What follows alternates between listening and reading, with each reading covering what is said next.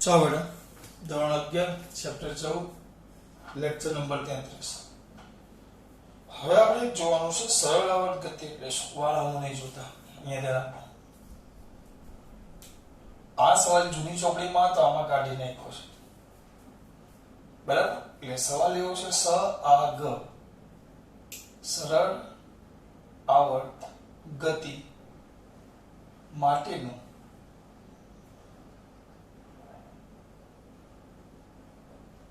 વિકલ સમીકરણ મેળવો. આ બહુ કામ આવશે.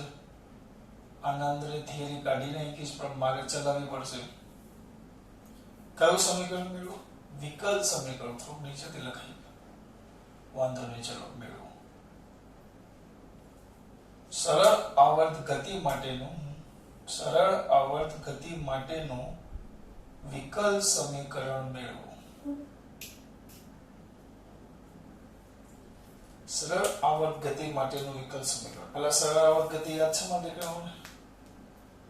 સરળ આવર્ત ગતિ જ્યારે કોઈ પદાર્થ નિયત બિંદુથી સ્થાનાંતરના સમપ્રમાણમાં અને નિયત બિંદુ તરફ લાગતા બળની અસર હેઠળ, બરાબર. નિયત બિંદુ તરફ લાગતું બળ યાદ કરો. નિયત બિંદુ તરફ લાગતું બળ એટલે સ્થાનાંતરની વિરુદ્ધ દિશામાં લાગતા બળની અસર હેઠળ, બરાબર. પદાર્થ શું કરે બેટા? સુરેખ પથ પર આવર્ત ગતિ કરતો હોય અથવા નિયત બિંદુની આગળ પાછળ સુરેખ પથ પર આવર્ત ગતિ કરતો હોય તો તેવી ગતિને આપણે કઈ ગતિ કીધી? સ આ ગ, સરળ આવર્ત ગતિ. અથવા ઇંગ્લિશમાં કેવું હોય તો simple harmonic motion. Simple harmonic motion જેને આપણે સરળ આવર્ત ગતિ કહીએ છીએ. તો એના માટેનું આપણે વિકલ સમીકરણ મેળવવાનું છે. કયું બેટા? વિકલ સમીકરણ. તો ચાલુ કરશો આપણે વિકલ સમીકરણ. પહેલા ચલો તો સરળ આવર્ત ગતિ માટેનું, સરળ આવર્ત ગતિ માટે ચલો બળનું આપણે ભણી ગયા. બળ F ઇઝ ઇક્વલ ટુ, તો આપણે એવું લખતા F ચલે છે, F ચલે છે માઇનસ એક્સ, ચલે છે કાઢ નાખવું હોય તો F is equal to minus kx. F is equal to minus kx. x નો લખો હોય તો અહીંયા તમે y લખી શકો. આ થઈ ગયું તમારું સમીકરણ નંબર 1, બરાબર. આ થઈ ગયું તમારું સમીકરણ નંબર 1. કઈ ગતિની વાત કરીએ છીએ આપણે? સરળ આવર્ત ગતિ. આ તમારું સમીકરણ નંબર 1 થઈ ગયું. F is equal to minus ky. F is equal to minus ky. હવે ચલો બોલો સતમ આવો. ઓકે. પછી હવે આપણે ન્યૂટનની ચટણીને ન્યૂટનની ગતિનો બીજો નિયમ. અગર ન્યૂટનની ચટણી કોઈ જોતું હશે ને કાર્ટૂન, એને ખબર રહે. ન્યૂટનની ગતિનો બીજો નિયમ તો F બરાબર તો શું આવે બેટા? ma પાદર બરાબર માં. જે થઈ ગયું તમારું સમીકરણ નંબર 2. હવે સમીકરણ 1 અને 2 ને સરખાવતા. સમીકરણ 1 અને 2 ને સરખાવતા. સમીકરણ 1 અને 2 ને શું કરતા બેટા? સરખાવતા. ચલો 1 અને 2 ને સરખાવો તો therefore ma is equal to minus ky. બરાબર. m એટલે પ્રવેગ થાય. પ્રવેગ એટલે તમને ખબર હશે, પ્રવેગ એટલે શું આવે? સ્થાનાંતરનું સમયની સાપેક્ષે 2 વાર વિકલન કરો. d2y/dt2 એટલે dy/dt 2 વાર વિકલન કર્યું છે આપણે. y નું કેટલી વાર વિકલન કરો? 2 વાર. વિચારે છે. ચાલો તમારા માટે અહીંયા નીચે વધારાનું લખી નાખું છું. જો પહેલા વેગ હોય, વેગ તો dy/dt આવે. શું હોય તો? વેગ.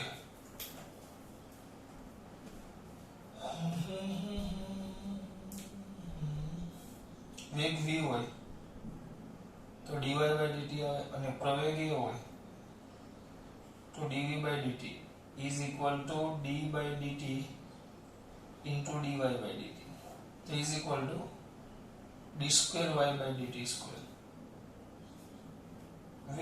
સ્થાનાંતરનું બે વાર વિકલન કરો તો પ્રવેગ મળે એટલે લખવાથી ડાયરેક્ટ તમે અહીંયા લખી શકો m d square y by dt square is equal to minus ky અને આ બાજુ લાવો તો therefore d square y by dt square આવ્યું આ બાજુ લાવો plus k by m into y is equal to 0 એક સાથે બે કામ કર્યા કયા બે કામ d square આને આ બાજુ લેવો એટલે પ્લસ થઈ ગયું m વડે ભાગીને એટલે પહેલા m વડે ભાગી નાખ્યું m આ બાજુ લઈ ગઈ પછી આ બાજુ લેવા પ્લસ થઈ ગયો આવી ગયો પરંતુ કદાચ મારા દીકરાઓને યાદ હોય omega square is equal to તો k by m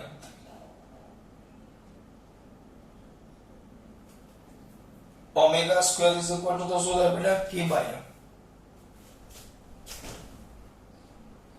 omega square is equal to તો શું થાય બેટા k by m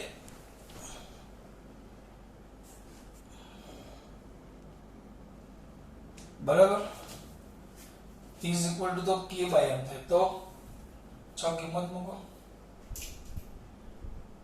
માટે d square y by dt square જગ્યાએ કિંમત મૂકો plus omega square y is equal to 0 તો આ થઈ ગયું તમારું સમીકરણ નંબર 3 બરાબર સમીકરણ 3 એ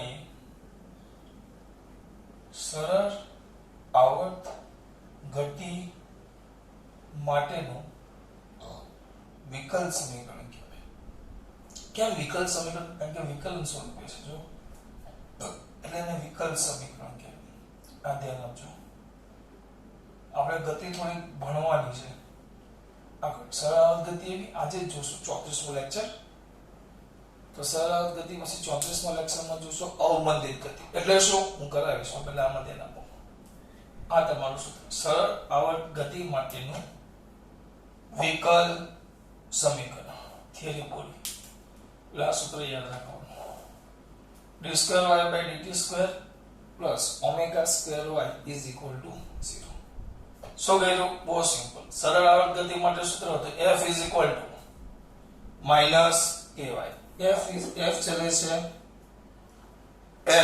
ચલે છે minus y તો f is equal to minus ky ન્યૂટનની ગતિનો બીજો નિયમ f બરાબર ma સમીકરણ 1 અને 2 ને સરખાવતા બરાબર ma બરાબર minus ky m ને m d square y by dt square is equal to minus ky કિંમત મૂકી આવી જો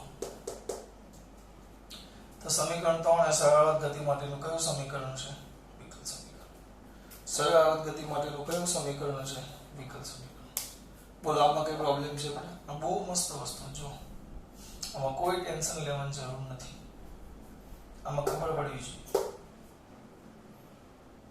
એકદમ ઈઝી વસ્તુ છે સરળ આવર્ત ગતિ માટેનું વિકલ સમીકરણ છે હવે આનો ઉકેલ આવે ઉકેલ ધ્યાન રાખજો બે ત્રણ ઉકેલ આવે હું તમને બે જ ઉકેલ સમજાવીશ ઉકેલ એટલે શું મારા દીકરાઓને મગજમાં કદાચ થાય દાખલા તરીકે આપણે એક સમીકરણ લઈએ x² - 5x + 6 બરાબર 0 મેથ્સમાં આવું ભણતા હતા આના ભાગ પાડો તો x - 3x - 2x 6 ના એવા ભાગ પાડો સરવાળો કરીને કે -5x થશે 3 × 6 + 6 is equal to 0 એનો મતલબ શું થયો x - 3 થોડુંક સ્પીડમાં લખું છું અને x - 2 is equal to 0 એટલે x ની બે કિંમત આવે x બરાબર 3 અને બીજી કિંમત આવે x બરાબર 2 તો આ બે જે કિંમત આવી x બરાબર 3 અને x બરાબર 2 એ આપણા આ સમીકરણનો ઉકેલ કહેવાય. ઉકેલ આ x બરાબર 3 અને x બરાબર 2 એ આ સમીકરણનો ઉકેલ કહેવાય. ધ્યાન રાખજો, આ સમીકરણનો ઉકેલ કહેવાય, ભૂલ ન થાય. x બરાબર 2 અને x બરાબર 3 એ આ સમીકરણનો ઉકેલ. એટલે જો સમજો, કિંમત મૂકો x બરાબર 3 નો વર્ગ 9 માઈનસ 5 તેરી 15 પ્લસ 6 આ પ્લસ 6 પ્લસ 9 તો 15. મેં ચાલુ કર્યું છે કે નહીં? આ કેટલા? પ્લસ આ 9 ના 6 15 ના માઈનસ 15 0 થઈ ગયા. 2 મૂકો, 2 નો વર્ગ 4 4 ને 6 10 ભાગ 2 10 માઈનસ 10 એટલે 0 થઈ ગયા. જેમ આ સમીકરણનો આ બે ઉકેલ કહેવાય એમ આ બે ઉકેલ કહેવાય કે આ બેની કિંમત આની અંદર મૂકો તો જવાબ તમને 0 મળે. એમ આ સમીકરણ થી જો એનો જવાબ 0 આવવો જોઈએ. તો આ સરળ આવર્ત ગતિનું જે વિકલ સમીકરણ છે તે y બરાબર a sin ઓમેગા t બરાબર એ આનો ઉકેલ છે સમીકરણ 3 નો. કેવી રીતે ચેક કરી જો આ કેટલી વાર વિકલન કીધું છે? 2 વાર. તો ચલો પ્રથમ વાર વિકલન કરીએ. પ્રથમ વાર વિકલન ચલો કરો. પ્રથમ વાર વિકલન તો આવશે dy by dt. ચલો વિકલન કરો, થોડુંક સ્પીડમાં કરો. a નો a sin નો cos cos શું? cos ઓમેગા t અને ઓમેગા પાછો, કારણ કે આ કૌંસનું પાછું વિકલન થાય ને ઓમેગા t નું પાછું વિકલન તો શું આવે? ઓમેગા. પાછું બીજું વિકલન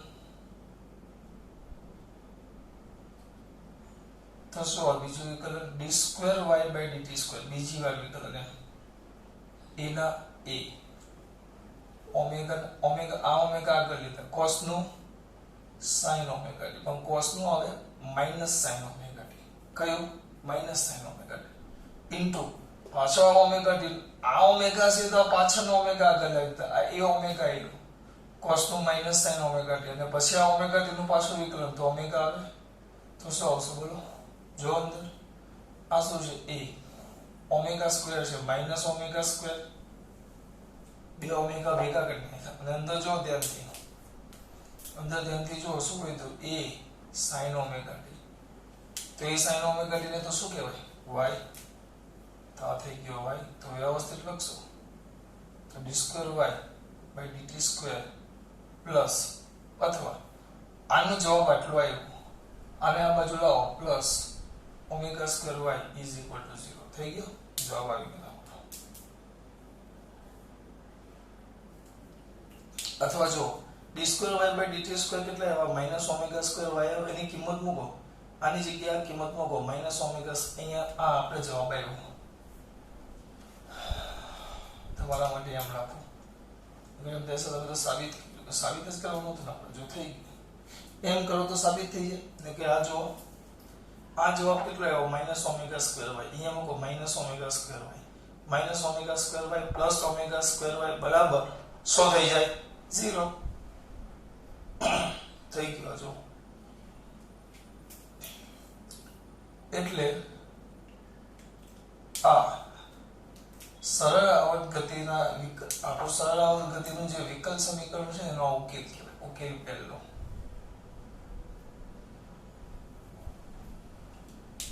આ પહેલો ઉકેલ. બીજો ઉકેલ પણ આવે y is equal to a cos omega t. જો આમાં ઉકેલ છે ને હું તમને સરળતાથી બે સ્ટેપમાં સમજાવી શકું છું. આના પછીની અવમંદિત ગતિ જોશું ને એમાં હું તમને ઉકેલ સમજાવી નહીં શકીશ. શક્ય નહીં. તમને નથી આવડતું એવું નથી, એટલે અઘરું છે. એના ઉકેલ બહુ લાંબા છે એટલે આ લોકો આપ્યા જ નથી. એટલે આપણે પછી એમ કહ્યું કે આનો ઉકેલ આ છે એટલે આપણે મેથ્સ એ પદ સમજી લેવાનું કે આ છે. બરાબર? એની સાબિતીમાં આપણે પડશું નહીં. એટલે જ મેં સ્પેશિયલ થિયરી તમને ચલાવી. કારણ કે આ થિયરી કામની છે એટલે આ ચલાવી અને આ ઉકેલ તમને તરત ખબર પડી જાય કે ના આની અંદર આ y ની કિંમત મૂકીશ તો મને જવાબ 0 મળી જાય. જેમ આનો ઉકેલ આ શક્ય છે એમ જે અંદર જ્યારે આપશું આપણે આગળ થિયરી ભણશું ત્યારે ઉકેલ આવશે. ત્યારે એ તમને યાદ રહેવું જોઈએ કે ના ભાઈ બરાબર છે. એટલે y બરાબર ચલો બીજો ઉકેલ જોઈએ a cos ઓમેગા t તેનું પ્રથમ વિકલન કરીએ બોલો પ્રથમ વિકલન dy by dt is equal to minus a sin omega t અને ઓમેગા પાછું બીજું વિકલન d square y by dt square is equal to a minus e omega अच्छा ये ओमेगा काटने का sin નું cos omega t into omega तो is equal to શું થાય બોલો minus omega square a cos omega t a cos omega t આ થઈ ગયું આ નો ઉકેલ આ તો આપણું શું છે પાછું તો આપણે લખવું પડશે ને માઇનસ ઓમેગા સ્ક્વેર આ y તો તમે y બરાબર cos લ્યો તો પણ ચાલે એ sin ઓમેગા t લ્યો તો પણ જવાબ આવે અરે હજી ત્રીજો પણ આવે y બરાબર એ sin ઓમેગા t પ્લસ એ cos ઓમેગા t બેને ભેગું પ્લસ માં લખો તો જવાબ આવે એમાં હું નથી પડતો પણ આ બે જો થઈ ગયું આપણે તો ખાલી આ સમજવાનું સરળ આવર્ત ગતિ માટેનું વિકલ સમીકરણ અહીંયા સુધી આવે અને એનો ઉકેલ આ કે એનો સરવાળો કોઈ પણ હોઈ શકે પાછું એકવાર સરળ આવર્ત ગતિ f ચલે છે -y f ky પણ f બરાબર ma કિંમત મૂકી એ બરાબર સ્થળાંતરનું બે વાર વિકલન એટલે d2y by dt સ્ક્વેર એમ છેદમાં લઈ ગયો પછી આ બાજુ લેવો એટલે પ્લસ આ તો ઓમેગા સ્ક્વેર y ચલો આ થઈ ગયું સરળ ગતિનું વિકલ સમીકરણ ખાસ વાત જય શ્રી કૃષ્ણ